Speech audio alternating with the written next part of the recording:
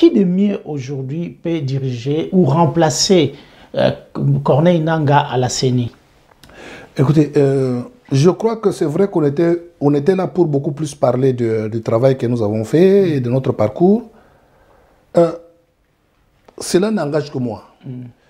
Je me dis que parmi les critères à mettre en place pour élire ou choisir un président au niveau de la CENI, il y a la probité et l'intégrité morale, l'honnêteté scientifique, il y a les compétences. Personnellement, moi, j'ai appris à connaître un homme. Cet homme s'appelle Paul Nsapou Moukulu. J'ai regardé le parcours de cet homme.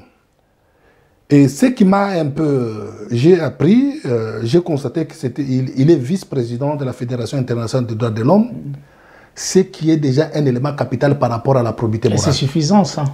Permettez, je continue. Ce qui est déjà un élément capital par rapport à la probité morale. Deux, il a combattu sous toutes ses formes les abus contre les droits de l'homme. On l'a vu. Et j'ai même vu une vidéo où il a tenu tête devant un commissaire européen ou un parlementaire européen que l'on connaît, Louis Michel. Je me suis dit, mais quelqu'un de pareil, il n'a pas d'intérêt personnel. Il a plus l'intérêt de la communauté. Oui, et on ne peut pas se passer d'une telle personne. Et en plus de cela, j'ai appris qu'il est le fondateur de la Ligue, à l'époque, la Ligue zaïroise des électeurs. Et qu'il aurait même formé la plupart des soi-disant des candidats à la CENI. Ronsard, paraît-il, il a été formé par lui. Le feu président de la CENI, le président Malumalu, Abbé Malumalu, a été formé par lui.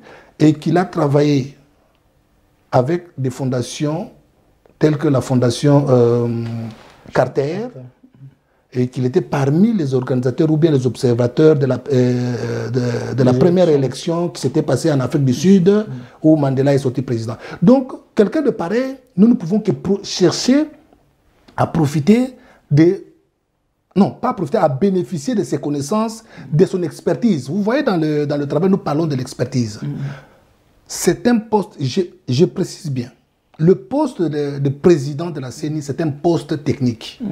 Et nous avons besoin, en ce moment, de quelqu'un qui a l'expertise. Et pour finir, je dirais, Paul Nsapou, c'est l'expert ou l'expertise au service de la nation via la présidence de la CENI.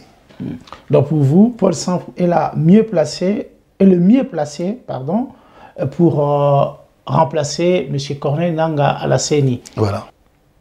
Entre Paul Nsapou et les autres candidats ou candidats qui sont encore d'une manière voilée, Paul Nsapou est disposé à écouter.